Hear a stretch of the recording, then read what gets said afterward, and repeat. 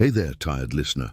Today, you're not just going to sleep, you're going to swoon from an overdose of perfume and sheer boredom. We are taking a stroll through the gilded corridors of Versailles, a place where gold reflected everything except common sense. It is the home of luxury, etiquette, and perfumed sweat, where every drop of fragrance fights bravely against reality. The air is heavy, a cocktail of incense, wine, wilted flowers, and bottled despair. You are about to step into the shoes of a court lady, besieged by lace, towering wigs, and protocols that constrict you far tighter than any corset ever could. Here, every single breath is choreographed. Even the silence has a hierarchy. But relax, you don't need to get dressed, just lie back. I'm going to guide you through the most glamorously uncomfortable routine in history, where beauty weighs you down, vanity itches, and perfume tries to defeat the inevitable. Before sleep embraces you or boredom conquers you, like the video, subscribe to the channel, and comment where you are listening from and what time it is there. And of course, hit the like button now. It helps the channel perfume the algorithm with more boring stories to sleep to. Now turn off the lights. Versailles awaits. You wake before the sun, but frankly, the sun can wait. No one shines brighter than you, or at least that's what they told you yesterday when they covered you in 5 layers of silk and social promises. Now, beneath it all, your body complains. The pillow feels stuffed with crumbs of tired feathers. And the sheet? Well, the sheet smells of yesterday and the day before, and every day since someone decided that perfume is a substitute for bathing. You open your eyes. The first thing you see is the ceiling, painted with cherubs smiling down, like creatures who have never felt the crush of a corset. The second thing is a maid, standing at the foot of the bed, watching you with a mixture of fear and professional boredom. She doesn't speak. She just waits for the signal to begin the nobility's daily ritual, transforming a common human being into a breathing sculpture. You take a deep breath, or at least you try to. The air is thick, heavy with the scent of jasmine, candle smoke, and the faint, lingering odor of sweat imprisoned in expensive fabrics. The first cough of the day already tastes like expired incense. She approaches with a damp towel. Calling it damp is an act of generosity. It is water left over from the night before, now a tepid and dubious liquid inside a copper basin. You dip your fingertips in and feel it. It isn't cleanliness, it's a symbolic ritual. The kind of hygiene that tricks the mirror. The maid begins the process. She runs the cloth over your face with the delicate touch of someone sanding down a plank of wood. Every movement spreads the smell of soap, made from fat and crushed flowers. The sensation is sticky. You aren't clean, you're simply perfumed dirt. While she dries your face, another enters carrying a tray laden with the instruments of morning torture: pomades, powders, and glass vials, all to prepare you for the daily spectacle of existing. First comes the lead pomade, thick, cold, and faintly shimmering. They say it whitens the skin. In practice, it transforms you into a living statue with a built-in chemical hazard. The maid applies it with her fingers, spreading the paste until your face loses any sign of humanity. Now you are porcelain, cracking slowly, but still marketable. Then comes the finest white powder, rising into the air and tickling your nose. A sneeze here is dangerous. It could smudge the makeup and cost you your reputation. You hold your breath like someone holding a secret. Over the powder, a layer of bright red rouge, almost theatrical. The result is a kind of elegant corpse, pale and flushed in the exact measure of vanity. The hair is a chapter all on its own. The maid combs through what remains of your natural strands with an ivory comb, spreading the sweet smell of rice powder mixed with animal fat. You hear the strands snapping, a delicate sound of capillary suffering. She adjusts the enormous, spiraling wig as if it were designed to hide secrets of state. And perhaps it was. The weight is almost spiritual. Each coil of false hair carries months of powder, sweat, and perfume. a nest of aesthetics, fungus, and quite possibly an international congress of lice. You think about complaining, but you remember, ladies do not complain. They sigh with elegance. And so you sigh. The air enters heavy and leaves tasting of talc and resignation. Now it is time for the perfume, the most sacred moment of the ritual. The maid picks up a small crystal flask. Inside is a mixture of musk, flowers, and something that clearly died before it was harvested. She sprays it generously on your neck, your décolletage, your hands. The scent is intense, sweet to the point of nausea. Perfume is not freshness. It is a disguise. It serves to defeat the odor of the night, of the body, and of the generalized lack of bathing. And you need it. You need to win. You look in the mirror, and the reflection stares back at an impeccable, if slightly terrifying figure. The face is an altar of powder, the hair a living sculpture. The gaze is empty, but emptiness is also in fashion. The maid watches you, awaiting approval. You give a slight nod, the kind of gesture that says, yes, I am ready for another day of pretending that perfection is natural. While she gathers the vials and brushes, you smell the perfume blending into the air. Heavy, warm, almost visible. The whole room seems suspended in an aromatic mist. If paradise had a scent, it would be this, only with better ventilation. You stand up slowly. Your body protests. The corset is yet to come, but the weight of the costume already presses on your shoulders. The marble floor is cold, even covered by embroidered rugs. You feel the chill rising through your feet, reminding you that nobility also gets the shivers. The narrow window lets in a thread of golden light, and for a fleeting instant, the room looks more beautiful than it truly is. But the enchantment is short-lived. The glare hits the suspended dust and reveals what is in the air. Particles of perfume, rice powder, and a faint touch of decay. As the clock marks the early hours, the palace begins to stir. You hear footsteps in the hallway, muffled whispers, doors opening. The day at Versailles doesn't start with the sun.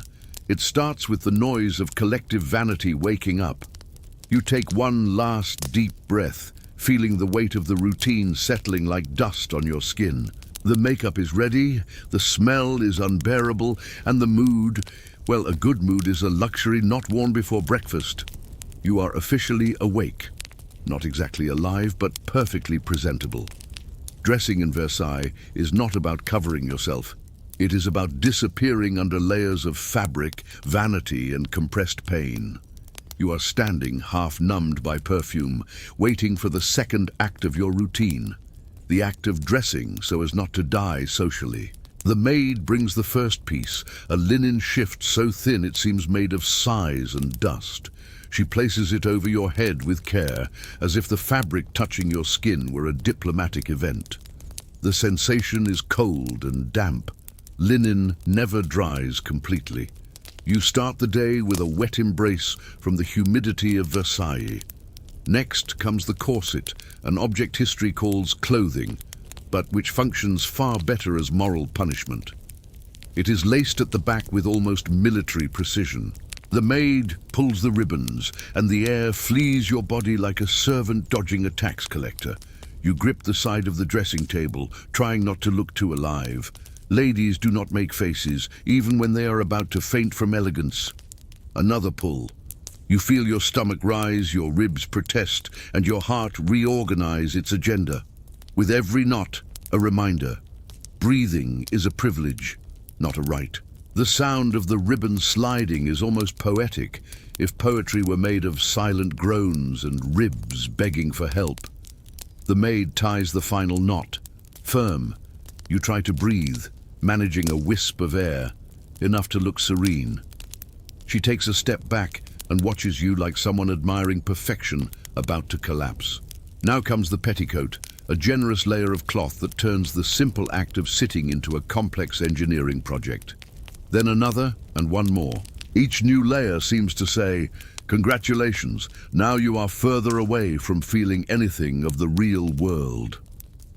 The iron panniers go on next.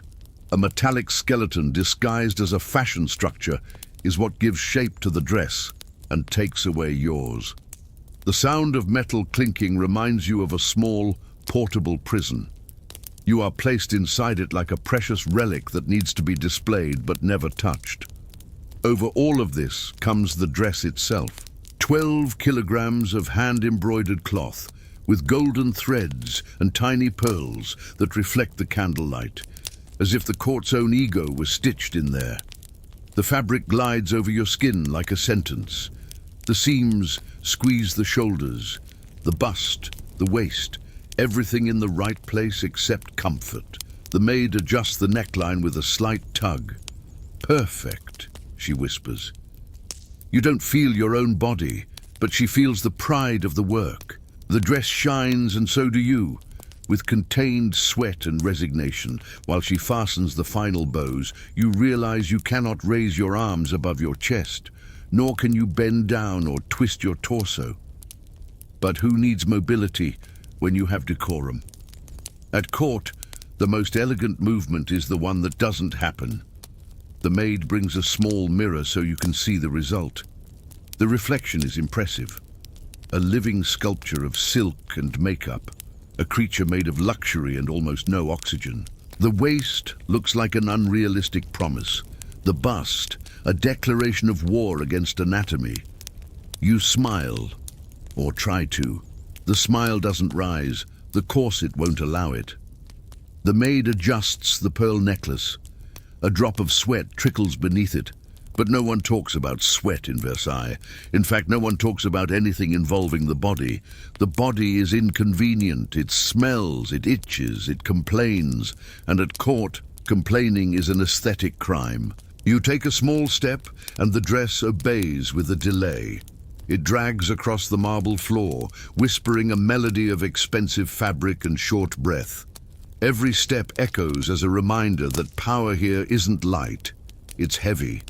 The maid makes a final adjustment to the wig, straightens the lace, and takes 2 steps back, evaluating the ensemble. "Perfect," she says.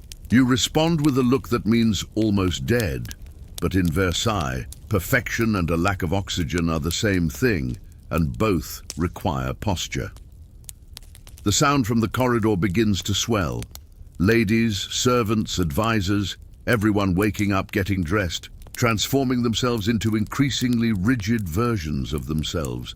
The palace awakens like an orchestra of seams, perfumes, and stifled coughs. You feel the vibration of people moving behind the gilded walls, the entire nobility preparing for a new day of aromatized hypocrisy. One last detail, the fan. The maid hands it to you with the solemnity of someone passing a sword to a soldier. You hold it. Open, close, test the movement. It is more than an accessory, it is a social tool. It serves to disguise sighs, hide glances, and sometimes replace words. At court, a slight wave of a fan can destroy reputations. You observe your reflection one last time. The woman staring back looks ready for a portrait, not for life. The eyes are open, but nothing inside them moves. The distant sound of a bell cuts through the air. It is the morning call, the signal that social life is beginning. You straighten your back, breathe the little that the corset allows, and begin to move toward the door.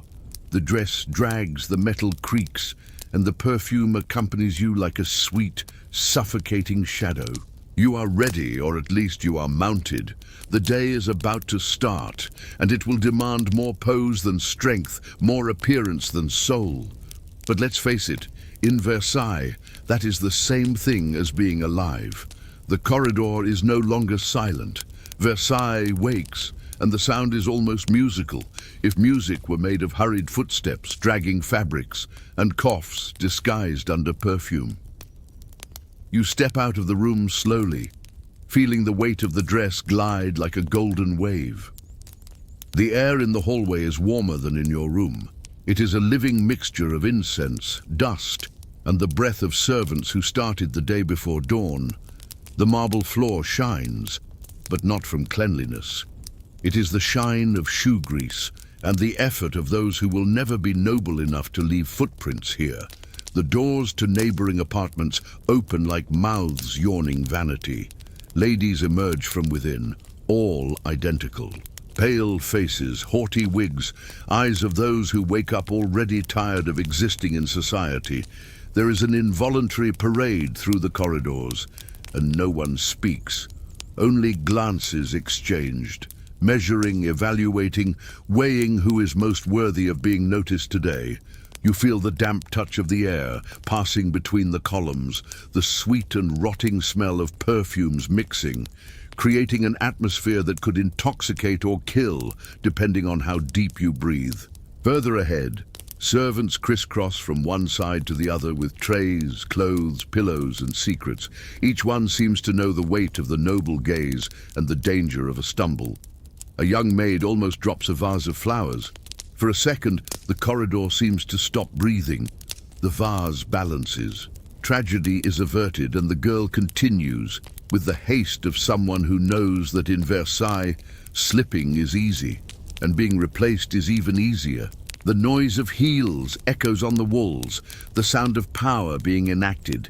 It is a hollow, repetitive noise, like a vanity clock marking the time between one sigh and another. The walls are covered in tapestries telling stories of ancient glories, conquests, battles, gods and heroes. None of them seem to know they now serve only as a backdrop for bored people trying to appear grandiose. You pass a mirror, one of thousands, because in Versailles there are more mirrors than windows. The reflection is always treacherous. It shows the luxury, but also the wear. The gilded frames hide small cracks. The gold covers the dampness that insists on returning. Everything there is a disguise, from the ceiling to the smile. A group of courtiers chats in a corner. The words are mild, but the glances are blades. You don't hear what they say, but you know it doesn't matter. In Versailles, no one speaks. They only insinuate. A servant passes nearby with a broom, discreet, almost invisible. The sound of bristles on the floor is muffled by the noise of fabrics. The man does not raise his eyes. He knows that seeing too much is dangerous. In fact, everything in Versailles is dangerous. Seeing, hearing, breathing, being noticed. You keep walking. The corridor seems interminable. The light of dawn enters through the high windows, reflecting on the gold of the frames and creating a brightness that does not warm. The shine is beautiful but empty, like everything there. Down in the courtyard, the movement is louder. Carriages arriving, servants shouting, dogs barking. The entire palace is a machine that wakes up slowly, fueled by exhausted and vain people. From afar, you hear the blast of trumpets, the signal that the king has woken up. There is no escape. When the king wakes, the rest of the world is obliged to look awake too. You pause for an instant beneath a crystal chandelier. The candles burn even in daylight, not out of necessity, but out of tradition. The heat is suffocating, the perfume worse, but no one shows discomfort. In Versailles, suffering with elegance is the highest sign of civilization. You look down the corridor ahead. It seems infinite, as if the palace had no walls, only echoes. Steps, stifled laughter, whispers that collide and get lost in the doorways. Everything revolves around the same golden void. The sound of a large door opening echoes in the distance. Servants run. It is the warning that the first event of the day is about to begin. Not a banquet, not a meeting, just the daily parade of those who exist to be seen. You adjust your dress, fix your fan, and keep walking. The floor vibrates under your heels. Your body creaks inside the corset. Every step is a confirmation. The court has woken up, and with it, the theater of social survival. Versailles is alive, but not in the sense the word suggests. Nothing in Versailles is simple, not breathing, not smiling, and certainly not eating. Breakfast is not a meal. It is a performance, a spectacle of etiquette on porcelain.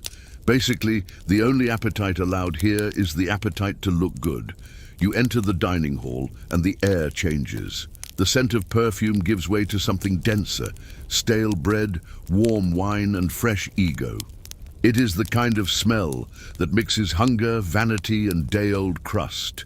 The room is enormous, cold, and so silent you can hear the stomach of the servants growling in the corner, but no one looks at them. Hunger is a sound that doesn't match porcelain. Besides, in Versailles, compassion is served only on holy days, and even then in small portions. The high windows let the light in as if it were a privilege. And it is. On the table, everything shines except the food. Silver plates, fine cutlery, crystal glasses, and in the center, bread that has seen better days. What is called a banquet is actually a collection of pretentious miniatures, dried fruits, pieces of hardened cheese, toast so thin it seems made to hurt your gums on purpose. It is the gastronomy of the nobility. The less it feeds, the more it impresses. You sit down slowly because sitting with 12 kilograms of cloth requires technique. One of the maids adjusts the drape of your dress so the petticoat doesn't revolt. The sound of chairs dragging is the only sign of life, and ironically, it is the most honest sound in the room. No one speaks before the first sip of hot chocolate, the ultimate luxury of the moment, and here it is, thick, hot, sweet to the point of delirium. You take a sip and almost faint, not from pleasure, but from the glucose. But relax, swooning with elegance still counts as good manners. You bring it to your lips with care, and the flavor invades, cocoa, sugar, and a touch of smoke. For a second it seems like pleasure, but it isn't.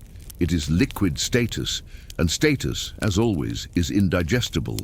To your left, a lady sighs dramatically, just to make sure everyone notices the new ring on her finger.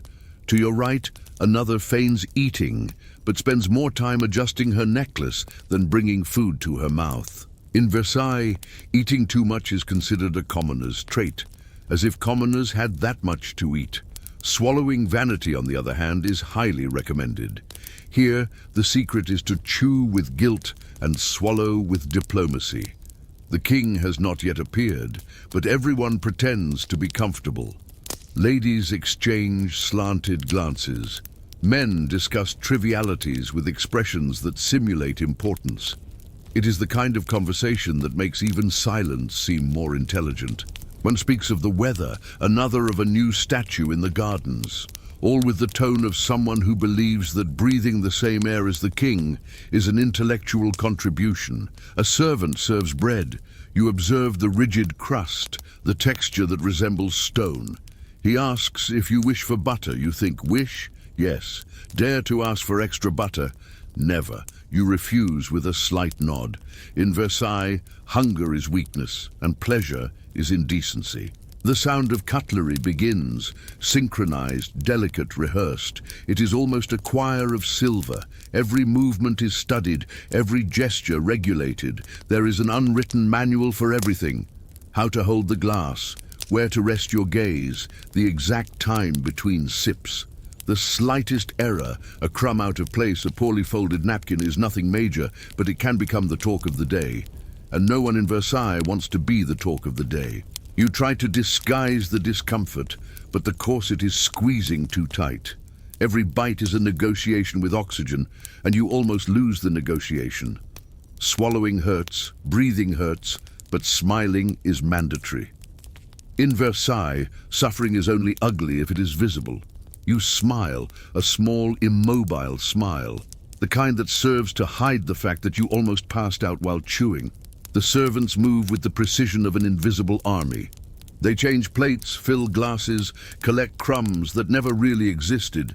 They do not speak. A metallic sound echoes. The door opens.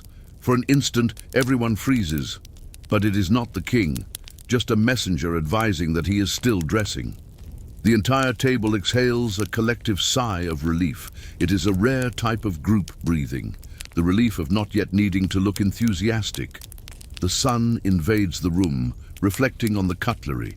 The gold, the crystal, the marble, everything shines, except the eyes of those present. They are the eyes of people memorizing the script of their own existence, of people who know that eating in Versailles is not nourishing, it is acting. You watch a drop of chocolate fall onto the tablecloth, a tiny drop, but the scandal is immediate. Two ladies exchange alarmed looks, a gentleman feigns a cough to stifle the tension, and a servant runs in panic to change the cloth.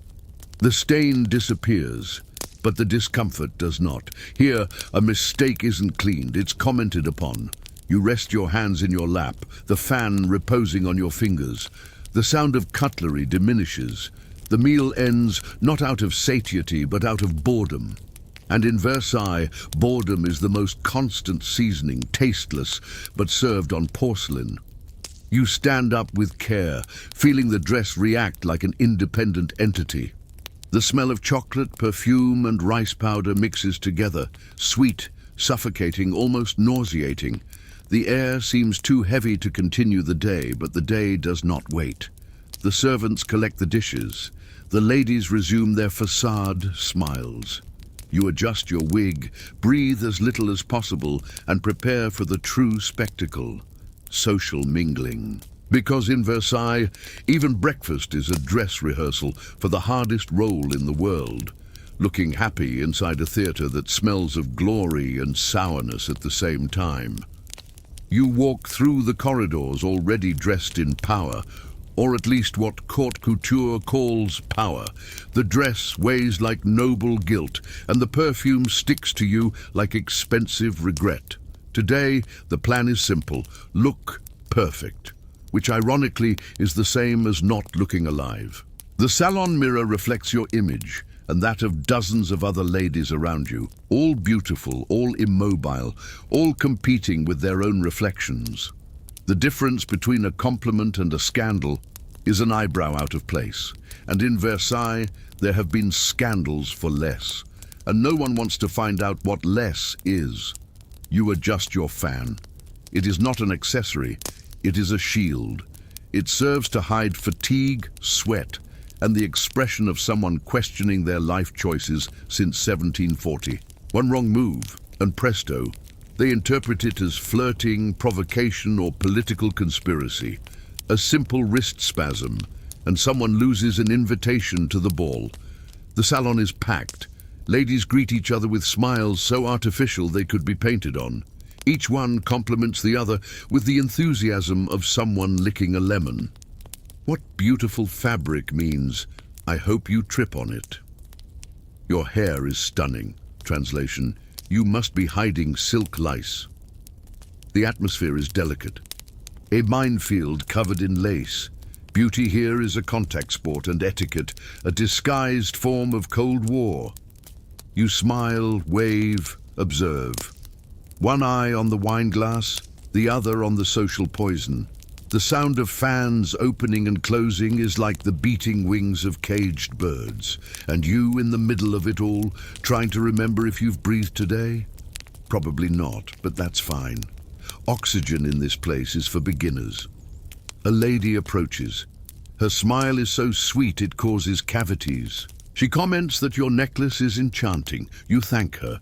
She completes the thought, I heard it belonged to the Duke's previous wife. You blink, not from nerves, but because the lead in your makeup has started to burn. The conversation changes subject, but the poison remains. Gossip at court works like perfume. It spreads, impregnates, and no one admits they used it.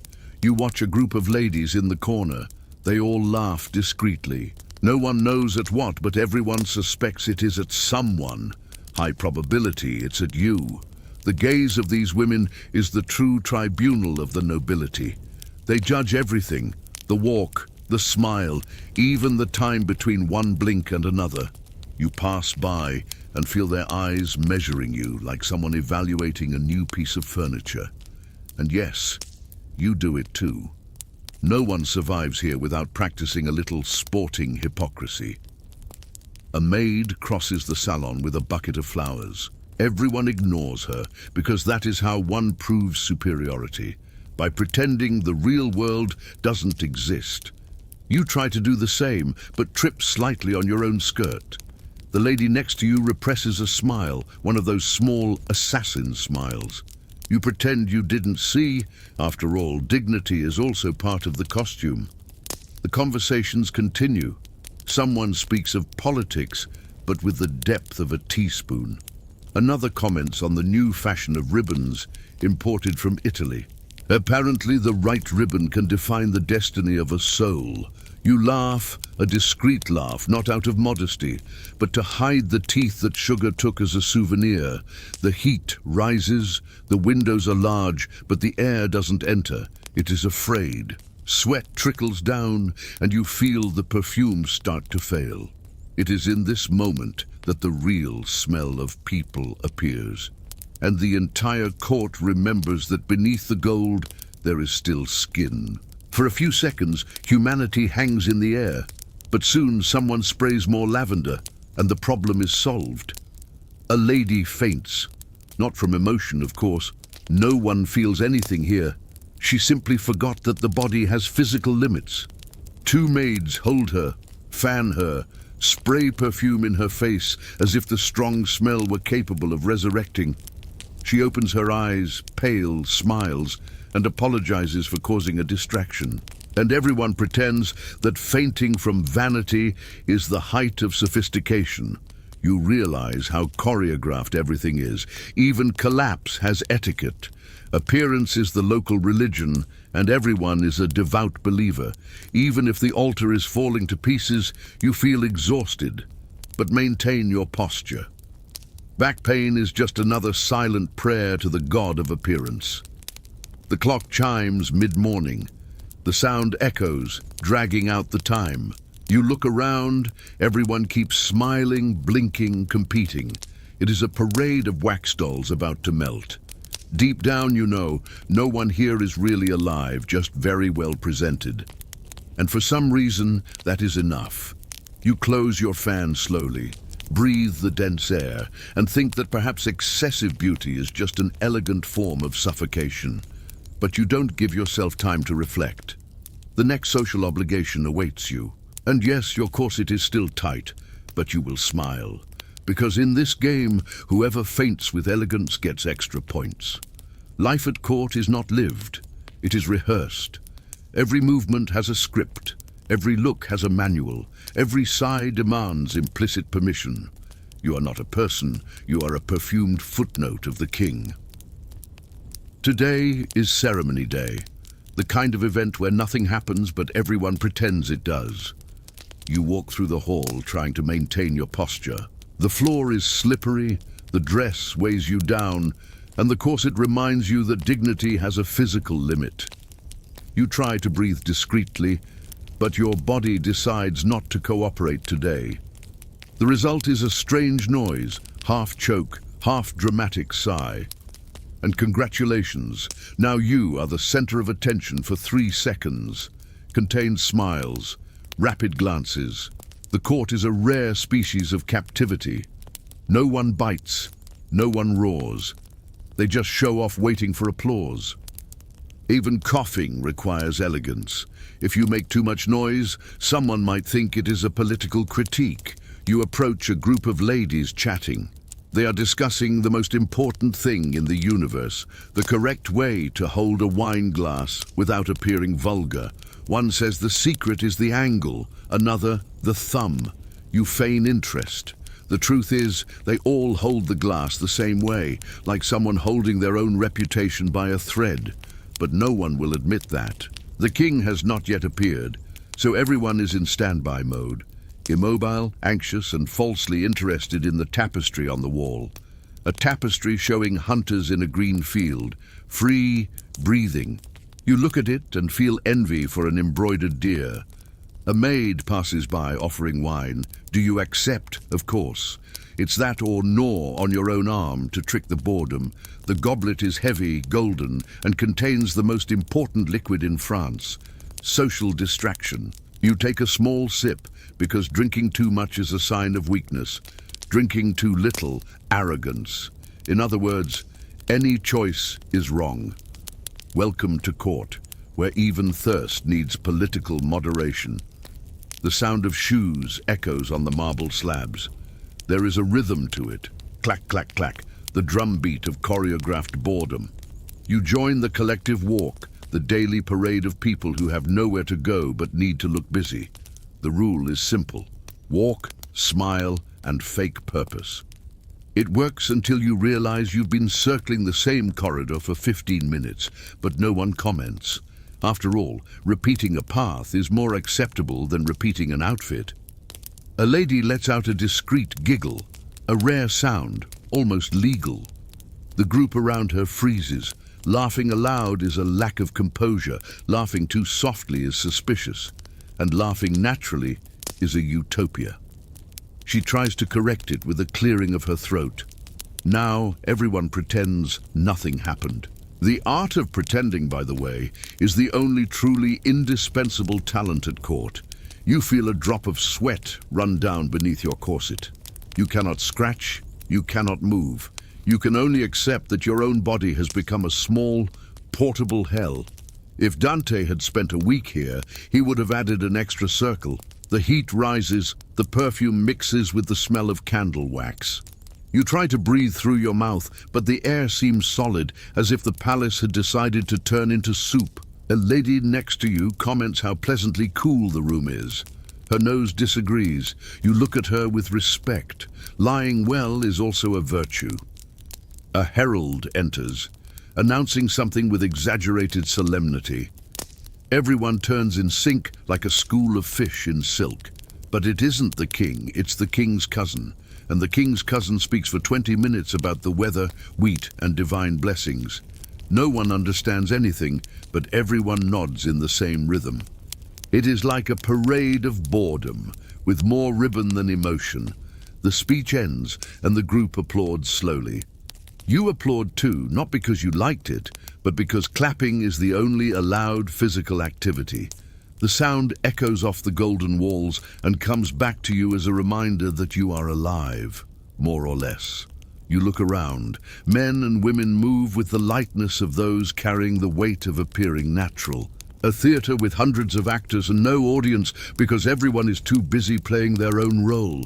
Even the silence has spectators. A servant approaches and whispers that the king will arrive shortly, and it is in this instant that everyone, absolutely everyone, straightens their posture, fixes their hair, aligns their face into fascination and obedience mode. The temperature rises a degree. Even the air seems to hold its breath. You also straighten your body, lock your smile and think, this looks like the promised paradise. But in practice, it is just luxury disguising discomfort. The king enters soon, and when he appears, the theatre will restart from zero, with the same script, the same actors, and an audience pretending to watch for the first time. The announcement echoes through the corridors. His Majesty is on his way. The air changes. It is as if even the oxygen had decided to put on a wig. Everyone aligns. The court becomes a living painting, static, colorful, and slightly desperate. You adjust your dress, your hair, your countenance. The king hasn't even entered, and already there are 50 people sweating with anxiety, some from nervousness, others because the perfume has already turned into flour soup. The protocol is simple, which of course means it is impossible to follow. You must look, but not too much. Speak, but not before him. Breathe, but only if the air is approved by the monarchy. The sound of footsteps approaches, heavy, measured, rehearsed. And here he comes, Louis. Which one? It doesn't matter. They all seem variations of the same figure. A man dressed in gold, carrying the symbolic weight of an entire country and the real weight of a 3-kilogram wig. He enters, and the room bows in a silent unison. The king raises a hand in a gesture that technically means at ease, but no one believes that. Ease is a luxury that doesn't fit here. You try to bow the right amount, not too much to seem sycophantic, not too little to seem rebellious. The perfect balance between adoration and chiropractic adjustment. Your body aches, your neck creaks, your heart beats to the rhythm of uncertainty. For a second you think, if I fall, let it be in a way that can be turned into a painting.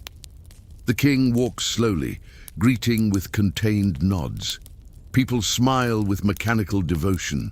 It is like watching a parade of mannequins that learn to breathe out of obligation. You feel his gaze approaching, heavy, distant, half distracted. He stops in front of you. For an instant, the whole world fits in the distance between your nose and his shoe. He speaks. His voice is calm, bored, and so loaded with authority that it almost makes the flowers in the room apologize for existing. "Did you sleep well, madame?" You think about answering with the truth, that you slept with your corset half tightened and the smell of lavender invading your dreams. But you answer, "Perfectly, Your Majesty." The king smiles, or at least moves his lips in a gesture the servants call a smile. You reciprocate. It is the most diplomatic smile your face has ever produced. A movement so tense that if you smile for 2 more seconds, the lead powder will crack. He comments on the weather. You agree. He speaks of last night's dinner. You laugh, not because it was funny, but because someone needs to laugh. That is how the balance of the universe is maintained. The king speaks and the world pretends it is fascinating.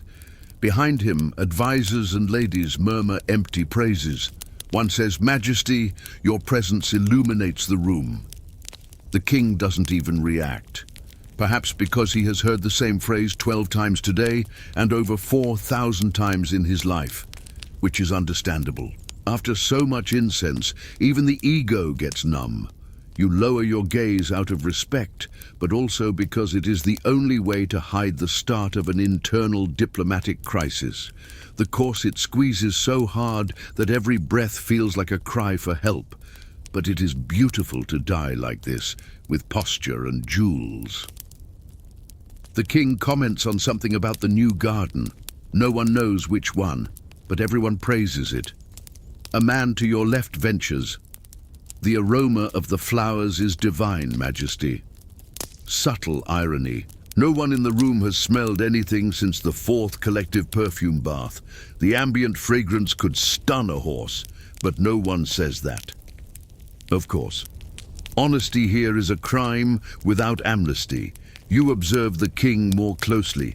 His face is covered in white powder. His look is lost between boredom and high importance.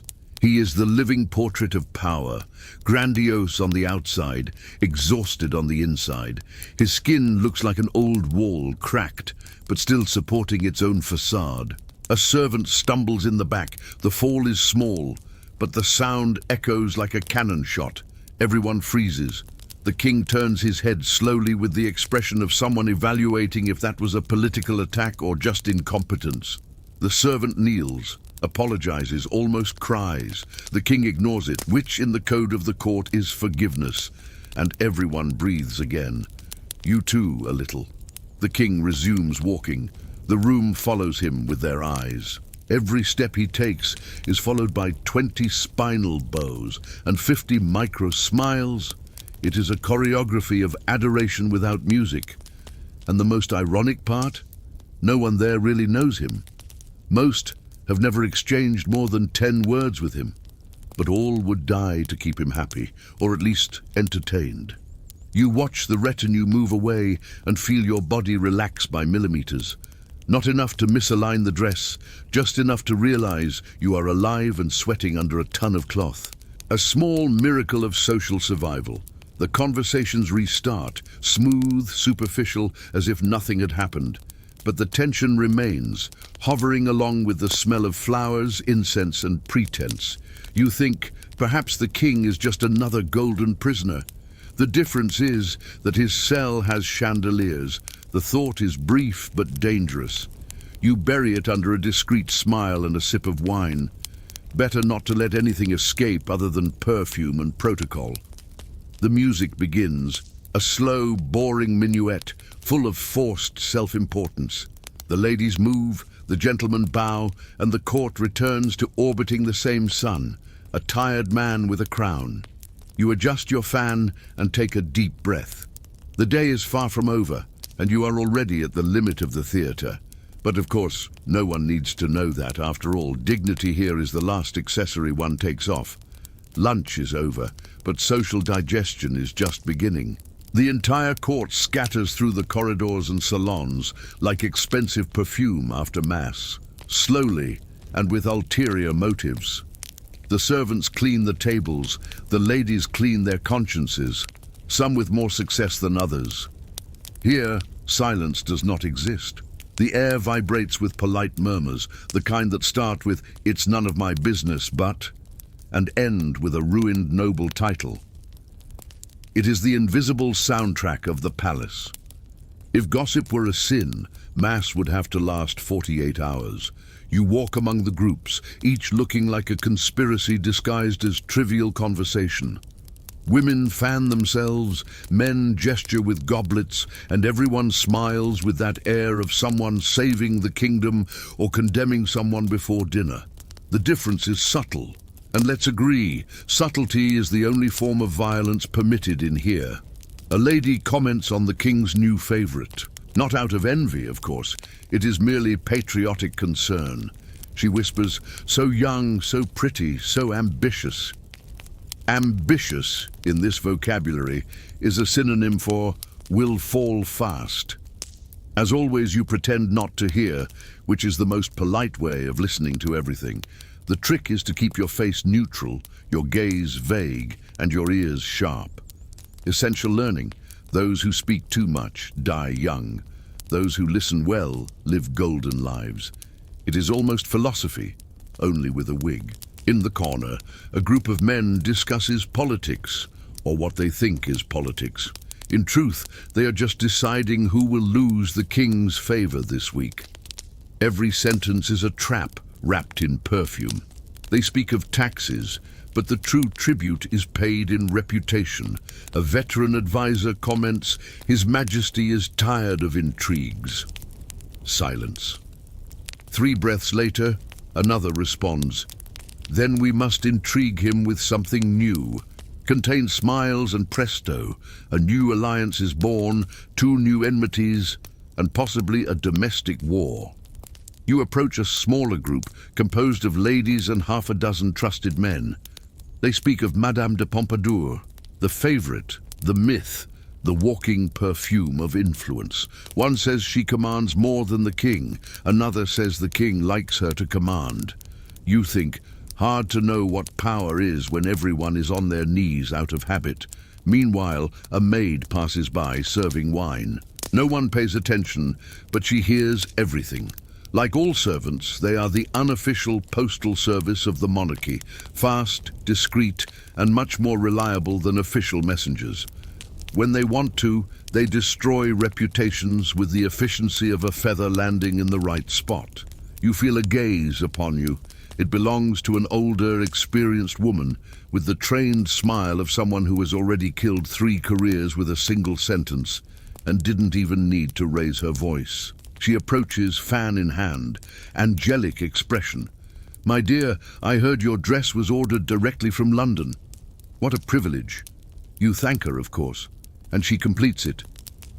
"Was there enough fabric left over for another garment?" The phrase is light, but the strike is surgical. Translated, "You are exaggerated." You smile. Translated, "Noted. I'll wait for you at the next ball." The salon is a hive of measured giggles and words with expiration dates. Every story told here will change format at least 5 times before sunset. It is the fastest postal system in France, and the only one that doesn't need a stamp, just bad intentions. After all, gossip has always been the most efficient long-range weapon in history. A foreign diplomat tries to blend in. He says, unsuspecting, that the French court is very civilized. 3 ladies stop fanning themselves. He doesn't know it yet, but he just declared war. You observe from afar the exchange of glances, the contained gestures, the ballet of masked words. There is something almost artistic in this varnished poison. Every rumor is a moving painting. Fine strokes but painted with social blood. And ironically, the more futile it seems, the more dangerous it is. A rumor begins to spread.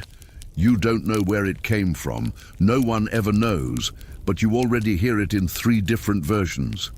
In one, the king is irritated with a minister. In another, the minister irritated the king. In the third, the king irritated himself, and all are true depending on who is listening. Maids exchange knowing glances. The servants of the servants pass the stories in low voices. The entire palace pulses like a collective mind made of perfume, rice powder, and paranoia. You notice the pattern. No one speaks with sincerity, but everyone speaks. The constant noise is what keeps the court alive, like an organ playing gossip in the key of C major. To stop commenting would be to stop the heart of the palace. And frankly, no one here has the emotional preparation for that much silence. A courtier approaches you, smiles, bows, and launches the kind of compliment that comes with a built-in blade. "Madam, I heard the king was impressed with your elegance today." You thank him, half surprised. He completes, "But do not worry, I told everyone it was pure modesty." Ah, the elegance of poison, a compliment with a shorter shelf life than the perfume you wear. You laugh not because it was funny, but because laughing is a polite way of not screaming. The sound comes out light, polite, perfectly tuned. And it is in this instant that you realize the greatest trick of the court. No one here believes in anything, but everyone pretends so well that the lie ends up seeming like tradition. The rumor continues circling, growing, transforming. Now it involves the name of a duchess, 2 servants, and a horse that, for some reason, has become a political metaphor. The story is absurd, but that was never a problem. The truth around here is just a luxury no one has time to use. You walk to the window, look at the impeccable garden outside, and think the obvious. Beauty is everywhere, except in intentions. The wind blows, shifting your wig slightly. For a second, fresh air touches your powder-covered skin. It is almost freedom. Almost.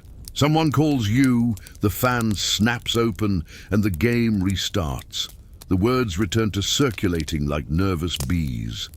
You smile, adjust your décolletage, and think, here, anyone who breathes too loudly is already conspiring. There comes a moment in the day when the body screams for a bath. Here, that is called hope. You enter the room, and the smell greets you before the maid does. It isn't just yours. It is the smell of all the perfumes, pomades, and bad decisions the air has accumulated since dawn. The air is so sweet you could chew it. And if you chewed it, it would probably taste like expired jasmine. The maid announces she will prepare the water. You feign enthusiasm, but you know that preparing the water means dusting off the basin. Cleanliness is symbolic, like a politician's promise. It exists, but no one takes it seriously. She brings the copper basin and pours a pitcher of warm water. You watch the bubbles rising as if they were a miracle. The temperature is perfect, if you were a soup. The maid dips the cloth, wrings it out, and the drama begins. The cloth touches your skin with the affection of fresh sandpaper.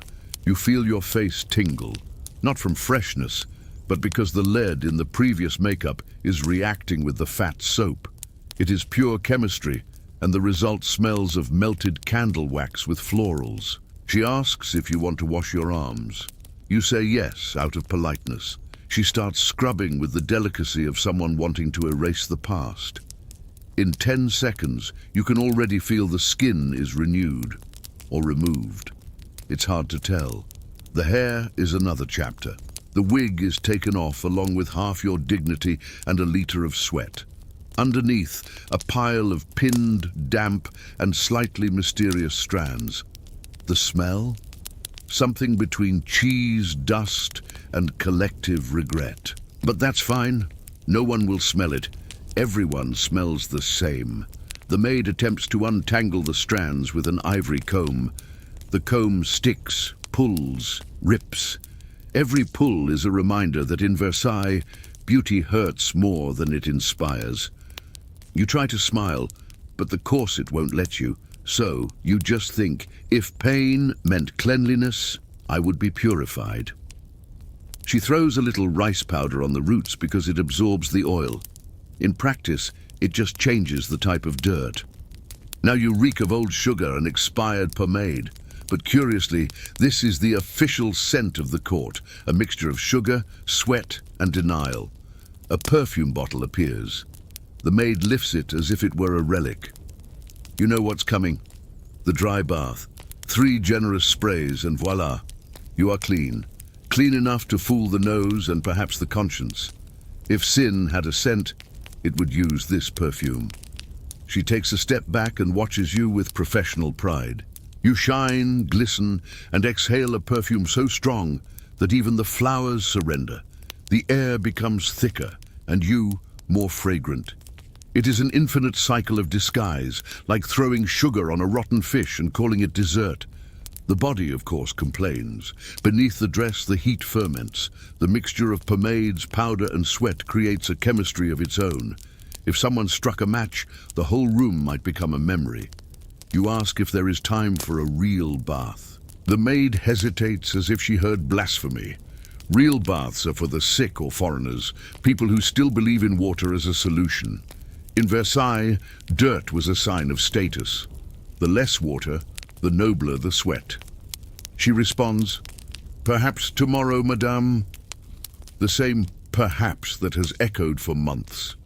You settle for changing your undergarments. The previous petticoat is damp, warm, and smells of duty fulfilled. The new one, on the other hand, is dry and temporarily promising. For a brief instant, it feels like freshness. After 10 minutes, history repeats itself. While the maid adjusts the bodice, you feel the mixture of powder and perfume sticking to your skin. It's like wrapping your body in sugar and calling it hygiene. But who needs cleanliness when you have reputation? Outside, the corridor is full of people just as fragrant as you. Perfumes mix, clash, fight. The result is a collective fragrance that could be registered as a chemical weapon. And yet everyone pretends it is the height of sophistication. A lady passes and comments, "Ah, madam, your perfume is divine." You thank her with a smile that burns. The mirror shows you a glowing, almost ethereal image. You look fresh. You look it. In truth, you are exhaling a cloud dense enough to be visible to the naked eye. If elegance had a smell, it would be that of disguised decomposition. A servant opens the windows to ventilate the room. The breeze enters and brings the smell of the garden, a distant reminder that the world outside still has oxygen. You inhale deeply and almost faint. The contrast between natural flowers and artificial perfume is so strong that even the air seems confused. You laugh alone, a short, half-hysterical laugh, not because it's funny, but because it's that, or cry with glamour. And tears stain the rice powder, which would be a scandal greater than the dirt itself. The maid collects the basin, the towel, and the remaining dignity. You thank her. She responds, "Always a pleasure, madame," which is ironic, because no one there has felt pleasure in weeks, only perfume. You look at yourself once more in the mirror. The image returned is a mix of flower and matchstick. You are beautiful and slightly flammable. With so much silk, lead, and perfume, the miracle wasn't that people looked beautiful. It was that they were still alive. And of course, no one in Versailles liked to admit it, but the air inside could cure or kill, depending on the nose. Gradually, the palace began to cough. Not just any cough, but a delicate one, full of etiquette and perfume, because even sickness in Versailles needed to be elegant. If the perfume already seemed aggressive, the medicine was a direct offense to logic. At court, health was a luxury, and illness a spectacle. Coughing was acceptable, provided it was done with grace. Fainting was actually charming, but sweating, unacceptable. There, even collapse had etiquette. The ladies lived in an aromatic theatre. Every salon was a battlefield between perfume and the lung. Fever was seen as a sign of sensitivity, and paleness almost an accessory. If someone commented, "You look white," it wasn't concern, it was a compliment. The entire court seemed like a choir of discreet coughs, each trying to sound more refined than the last. The doctors of the time were an essential part of this theatre. They arrived with elegant coats, gleaming canes, and diagnoses in Latin, because nothing cures better than not understanding what is happening. They firmly believed the body was governed by four humours: blood, yellow bile, black bile, and medical opinion. When something went wrong, the solution was simple: take a little blood and hope patients did the rest. An effective treatment if the goal was to lose weight and hope at the same time. Bloodletting happened with impressive solemnity. Ladies sat in carved chairs, extended their arm with elegance, and looked at the ceiling as if meditating. Meanwhile, the doctor cut the skin and let the blood flow as if he were serving a vintage Bordeaux. Some fainted, others pretended to faint, just so they wouldn't look less delicate than their friends. And of course they all stood up saying, "I feel better already." It was a lie, but at least it was in French, which always improves any tragedy. The remedies ranged from the absurd to the criminal. Mercury for wounds, arsenic for fevers, and ointments made of duck fat to renew the skin. The skin did renew, mostly because the old skin simply gave up. But no one complained. At court, vanity was as contagious as a disease. The most common symptoms were fever, dizziness, and blind faith in appearance. Some believed smallpox was divine punishment. Others, a reminder that lead powder wasn't exactly edible. But that didn't stop anyone from continuing to use it. It was a silent contest between beauty and survival, and historically, beauty won. The worst part is that the perfume, which once masked the sweat, now served to mask the scent of sickness. The air of the court was a mixture of flowers, incense, and malady. Every inhalation was a test of faith and lung capacity, yet the ladies said the environment was pleasantly aromatic. Denial there was stronger than any medicine. When someone died, the comment was always the same: "At least she looked beautiful," because nothing is as frightening as dying ugly. Appearance was the only form of eternity left to the aristocracy, and if one had to get sick, let it be with style, in silk and with a perfume bottle in hand. The king, of course, did not escape the general climate. If the monarch sneezed, half the court praised the sound. "What vigor, Majesty," they said, while the other half ordered the cups to be blessed. A royal cough could become a trend. The cough of a servant was merely a passing annoyance, preferably passing to the other world, and yet no one stopped. The entire palace coughed, sweated, and pretended it was part of fashion. Death there was not the end. It was a social event with good lighting. Funerals were elegant, discreet, and fragrant, which is more than can be said of life. Chroniclers of the time report that in the final years, the court resembled a decadent play. The actors had lost their voices, but still insisted on their lines. And perhaps that was the greatest triumph of all, having managed to transform even their own sickening into a spectacle. After all, the true tragedy of Versailles was not the collapse of health, but the fact that no one noticed, too busy praising the cut of the clothes while the body collapsed underneath. There was something deeply exhausting about having everything. The salons shone, the clothes glistened, and yet the main entertainment of the day was watching candle wax melt. The court lived surrounded by gold, but dreamed of the rarest novelty in France. An interesting conversation. Boredom was so constant, it already seemed part of the decoration. Ladies floated through the halls like perfumed ghosts, looking for something to do that didn't involve smiling or dying of heat. Some played cards, others bet on who could go without blinking during Mass. It was a fierce competition and occasionally almost a matter of state. The routine began with ceremonies and ended with more ceremonies.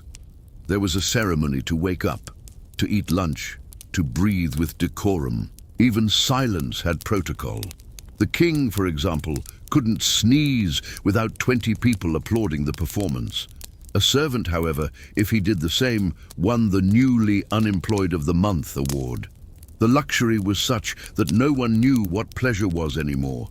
An entire banquet could be served, and the highlight of the night would be a dropped spoon. Someone would sigh, and presto, a topic for 3 days. It was a time when gossip needed little stimulus and a lot of stomach. Conversations followed the same pattern, empty, long, and perfumed. They discussed the weather, the cut of lace, and occasionally the existence of God, but only if the priest was listening. The intellectual depth was that of a puddle of wine after dinner, and still, everyone pretended to be fascinated. The art of looking interested was the true talent of the court. To relieve the boredom, games were organized. Some involved cards, others involved other people's reputations. The most popular unofficially was called Le Charade Royale, guessing whom the king was secretly ignoring that week. Prize continuing to stay socially alive. The collective mood was so rarefied that a good joke could cause panic. Once, a courtier dared to make puns about taxes. They laughed so much or faked it so badly that he was transferred to a province the next day. The message was clear. Laughing was allowed, but only at the wrong things. In the gardens, the scene was even more absurd. Ladies walked slowly, followed by servants fanning non-existent air. It was a parade of people trying to appear natural while not sweating, which, considering the layers of silk, was pure science fiction. The sun hit the gold of the windows, reflected in the water mirror, and dazzled even the will to live. The favorite entertainment, however, was the salons, meetings where intellectuals and nobles pretended to exchange ideas. The nobility listened with the attention of someone thinking about dessert, and the philosophers spoke with the enthusiasm of someone who still believes in humanity. The result was predictable. No one understood anything, but everyone applauded as a precaution. At night, the palace transformed. The candles were lit, the musicians tuned up, and boredom gained a soundtrack. The dances were long, the movements slow, and facial expressions identical to those at the Duke's cousin's funeral. A wrong step could ruin entire reputations. It was like participating in a ball where the main prize was to continue breathing discreetly. Some tried to escape the monotony with witty conversation, but the wit had fled long ago. They discussed love, fashion, and who was loving fashion, all with the emotional intensity of a teaspoon. Sarcasm was the only mental exercise allowed, and even that in homeopathic doses, so as not to seem like audacity. The music played on, the glasses clinked, and the clock dragged as if it were also bored. Every second seemed like an hour, and every hour a lifetime. It was the kind of environment where even the wind seemed to think, "Can I leave?" Sometimes the king proposed spectacles, short plays, comedies of manners, or singing performances. The actors feigned joy, the audience feigned emotion, and everyone left exhausted from so much feigning. The humor of the court was so sophisticated that any understandable joke was immediately censored. Some more creative courtiers tried to reinvent themselves. One made a habit of collecting rare flies and got applause. Another organized competitions to see who could stay motionless the longest without looking dead. The record to this day is 42 minutes and a ruined reputation. The final irony is that surrounded by luxury, everyone there was dying of scarcity, not of food, but of purpose. The gold reflected the light, but not the meaning. And between one toast and another, what one saw were immobile faces frozen between vanity and emptiness. The court lived like someone staring in the mirror for hours, dazzled and tired at the same time. The shine no longer enchanted, it only blinded. The laughter, when it came, was nervous. The kind of laugh that serves to fill the sound of nothing. And perhaps that was the true tragedy, dying of boredom, but with an impeccable dress. Because in the end, there, time didn't pass. It paraded. And boredom, well, boredom wore a wig, spoke French, and always arrived before the king. There comes a moment when the gold begins to lose its shine. The walls of Versailles seem tired of reflecting so many false faces. The curtains still sway, but not from the wind. It is just the palace sighing. The court keeps pretending everything is fine, but pretense, like any cosmetic, has an expiration date. The powder no longer covers the cracks, nor can perfume conquer the smell of crisis starting to spread. It is subtle, of course. Everything there is subtle until the collapse. The parties still happen, but the enthusiasm has the vigor of a candle at the end of a ball. The violins play, the ladies dance, and the servants whisper, because even the sound of desperation has etiquette. Some guests pretend to laugh loudly just to disguise the lack of conviction. The laugh comes out a bit crooked, like someone who knows they are dancing on the edge of an abyss and prefers to believe it is a rug. The makeup no longer shines the same. Rice powder cracks, rouge runs, and elegance starts to look like physical effort. The wigs weigh heavy, backs ache, and charm crumbles along with the plaster of the walls. It is the kind of beauty that, if you look closely, needs a vacation. The king still appears, but with less sparkle and more distraction. His presence no longer inspires devotion, only caution, like someone watching an expensive vase cracking. He talks of hunts and dinners, while the people outside talk of bread. Spoiler, the bread won the argument. The rumors now come from the other side of the gates. Words like revolution begin to circulate, first softly, then louder, until they become official gossip. But inside the palace, no one worries. After all, there is always something more urgent, choosing the fabric for the next curtain, for example. The ladies continue practicing the theater of luxury. They discuss poetry, but only read perfume labels. They speak of philosophy, but still believe destiny is resolved with a good fan. And when someone mentions the people, silence falls with the subtlety of a piano dropped from the fourth floor. The truth is that the palace aged without noticing. The flowers in the gardens continue to bloom, but now with the scent of irony. Even the mirrors seem slower to reflect, perhaps tired of returning always the same face. And if a wig falls in the middle of the party, no one laughs anymore. Because now everyone knows the king is also almost hairless. The gold still glitters, but in a sad way, like candlelight lighting up for the last time. The jewels shine too much, perhaps to compensate for the empty look of those wearing them. The balls have become too long, the wines too sweet, and the compliments always the same. The court is living a kind of hangover without the party. Outside, France is boiling, but inside here, the thermometer is made of porcelain, and no one wants to break it. The ladies complain that the people are nervous, as if it were a teenage phase of the nation. An advisor suggests giving more bread, another, more perfume. In the end, they decide to do nothing, because doing nothing has always been the local specialty. The candles burn faster, and the corridors begin to smell of wax and regret. Servants move with measured steps, as if afraid to wake history itself. And history, by the way, is already standing, knocking at the door with the breath of gunpowder. But no one opens it, perhaps because they are too busy discussing which wine pairs best with the end of the world.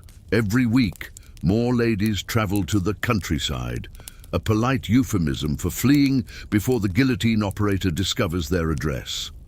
Those who stay continue smiling, because it is the only socially accepted expression. Smiling is the most elegant way to deny reality, and denial there has always been the favorite perfume. The carpets are worn, the portraits cracking, and even the servants have stopped hiding their fatigue. But the court insists on being beautiful, insists on being light, insists on being relevant. It is like watching an opera in slow motion, where the set collapses before the third act. And ironically, it is still beautiful, in a tragic, decadent, almost poetic way. Beauty didn't die, it just lost its context. Now it shines like a candle in an empty room. The palace, once the center of the world, became a gold mirror showing its own aging. And perhaps that is the cruelest of all ironies. Versailles didn't fall from a lack of luxury, but from an excess of it. The gold was so thick, no one saw the rust. And when reality finally entered, it didn't need to knock. It just pushed past the shine and walked in as the guest of honor. The palace still stands, but the luxury has lost its breath. The gold that once blinded the world now serves only to reflect the dust. The echo of laughter, music, and rehearsed conversations continues to prowl the corridors, as if vanity had decided to haunt its own house. Outside, the people move. Inside, no one knows where to look. And for the first time, the mirror does not return the image of a face. It returns a doubt. The wigs are heavy, the necklaces feel like shackles, and the ladies continue smiling. Smiling is the last duty of the nobility. Even if the world is on fire, etiquette demands smile and pretend the fire is a birthday candle. The curtains still shine, but the wind now comes with the smell of gunpowder. The royalty pretends it's a new perfume. France calls it a revolution. It is a difference of interpretation and social class. At balls, the subject has changed. One no longer comments on who danced with whom, but who disappeared suddenly. And the musicians keep playing, as if the sheet music said, "Ignore reality in 3/4 time." It is the kind of optimism that not even champagne sustains anymore. The ladies, once so worried about the color of their rouge, now wonder if their heads match their bodies. Some, as a precaution, have started wearing wider scarves. Fashion is adaptation. It always has been. The king still believes he is loved, and in a way, he is, loved from a distance. The applause now comes from outside the gates, accompanied by pots and indignation. At least they are making noise, which is more than can be said of the court. France is changing, and the palace feels it, not out of empathy, but because the noise of the crowds disturbs the sound of the harpsichord. The monarchy crumbles slowly, with elegance, like someone falling down the stairs and apologizing for the mess. Jewels continue to be passed from mother to daughter, now along with fear. The maids no longer whisper gossip, but news. And with every new rumor, the silence weighs heavier than the gold. Glamour says goodbye with ceremony. The perfume still covers the sweat, the smile still covers the dread, and protocol stands firm, because nothing is more French than maintaining the pose until the end. And so, slowly, the shine fades, the gold dulls, the music stops, and the mirror finally shows what it always hid: a flock of people dressed for eternity, trapped in the fear of ending. But there is a beauty in all of this, a tragic, tired beauty that only the absurdity of time produces. The court lived like someone dancing on thin ice, with grace, with luxury, and without reading the instructions. And when the ice broke, well, at least they were well dressed. You, tired listener, have survived until here, which already places you above a good part of the nobility. And before sleep arrives or the perfume runs out, make that noble gesture that keeps this channel alive. Like the video, subscribe and comment "wig" down below, just to prove you resisted the smell of French decadence, because let's face it, the modern world may have swapped wigs for filters and balls for stories, but the boredom of appearing perfect remains firm. Now with Wi-Fi. Good night, tired listener, and until next time, sleep with a tired story.